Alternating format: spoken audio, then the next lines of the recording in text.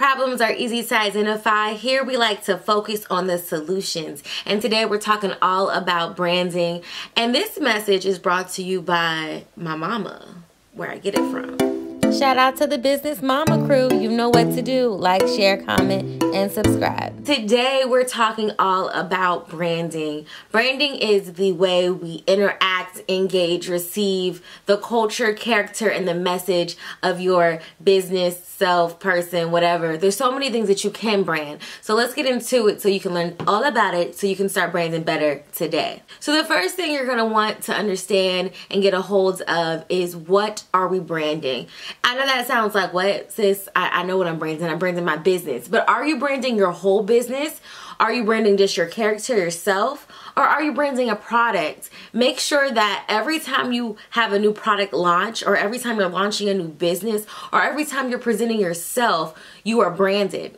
That sounded terrible, like real aggressive.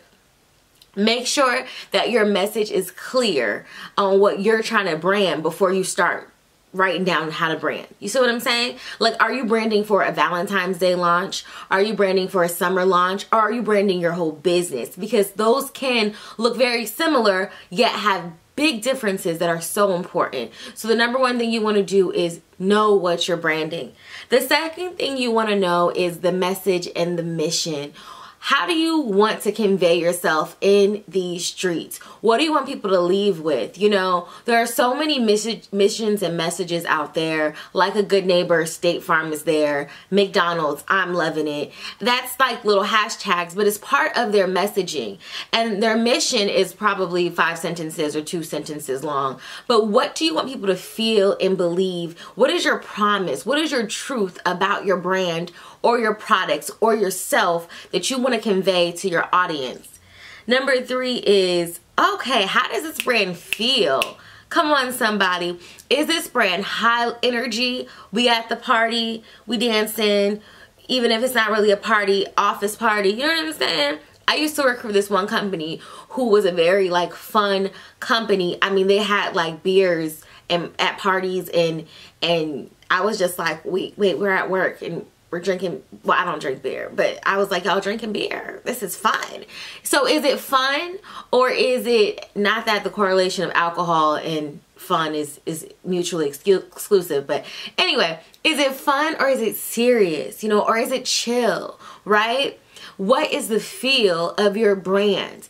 The great thing about understanding the feel of your brand is you understand who your audience is. So if I'm the life of the party, but your brand is all like vibes and like chill and relaxation and breathe in and take in the day, if that's your brand, you're not going to hire me to come speak to your audience.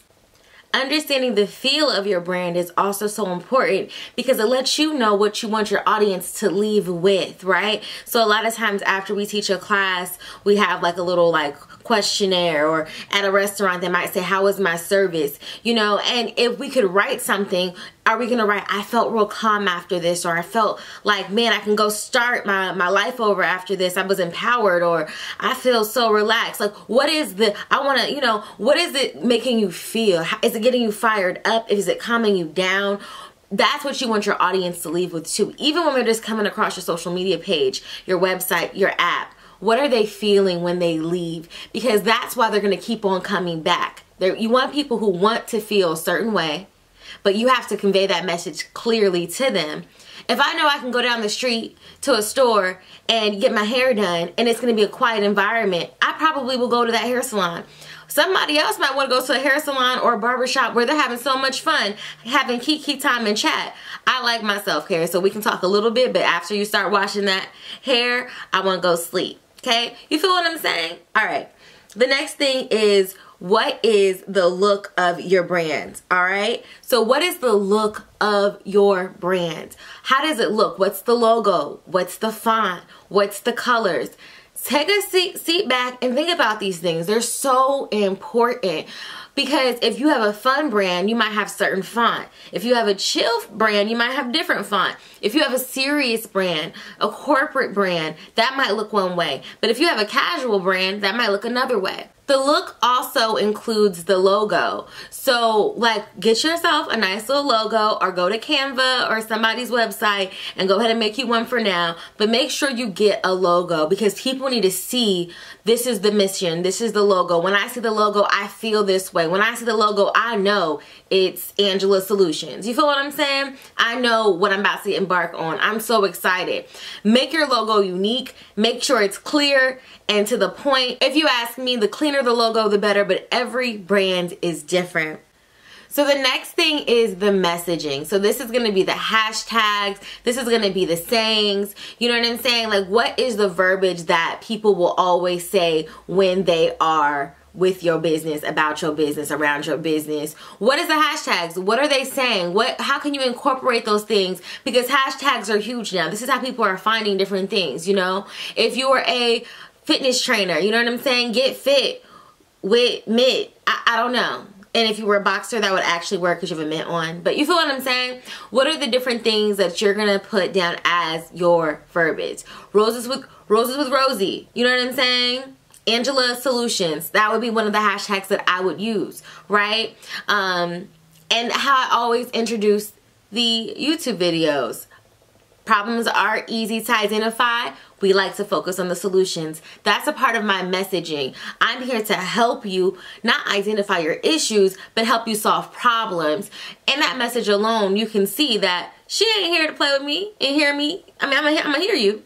Message me in the comments if you got something to say, but I'm here to help you, and I'm gonna hear the issue and know the issue and identify it, but I'm not focused on that. I'm not gonna tell you why the problem is a problem. I'm gonna just give you that solution.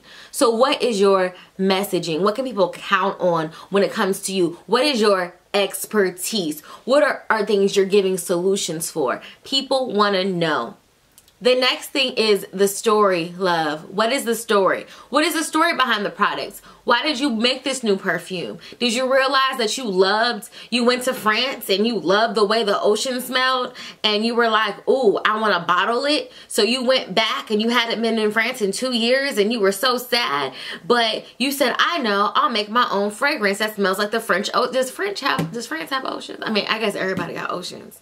But you feel what I'm saying? Like, and so what is it? Is it when I was a kid, I always was so short and I could not reach the top of the sink and I didn't want my kids to go through the same thing? That's hilarious. So I built these stools for them to stand on. Stepping stone stools. Available now. Like what? Listen, somebody could use that probably. If you do, cut me a check, sis. So whatever it is, make sure that your story is behind it. Your story takes us on a journey. Take us on that journey from beginning to end. You're not trying to sell us nothing in the story. You're trying to actually tell us a story, because messaging and stories are everything. If you can get your audience hooked on a story, they're going to stay. If you make wigs, you can talk about how your granny had alopecia or how your edges never grew in, and this is why you made the wigs. You are not asking anybody to buy anything. And you're not also trying to prove yourself. Your story is not for like your job, like tell me about yourself. When I was 15, I decided to work at McDonald's. Like, no, you want to convey the reality of why this is so important to you. You want to convey your passion behind the brand. When you tell people the story, you got them locked in. They'll come for everything else. You know, the logo will catch their eye and the messaging might catch their eye, but the story will keep them. And once you give them the story, they can trust you. They know you're an expert or you're passionate, or they can feel you like, yo, bro, I feel you. I feel the same way. And once you get that, the last step of branding, at least for today, because there's so many other options, at least for today, because there's so many other steps, is set the price. The price is the price. Know your price points, okay? We're not doing this thing anymore where we say, well, you know, I know you're going through a hard time, so I'm gonna give you half off. No, set the price. Know your price point. Know your audience. And don't get it twisted. If the Lord leads you to give somebody a discount or give them a free service, He does that with me all the time. Go ahead and be great and glorify God. Amen. With that said, set the price. Why do you set the price? The same reason why you have a mission and you know if your business is casual or if it's, you know what I'm saying, like fun. It's because you need to know who your customer is, and your customer needs to know who you are. We're going to talk about how to identify your customer in the next video. So go ahead and share this, like, subscribe, and I'll see you in the next video. Make sure you check out all of our business solution videos. See y'all soon.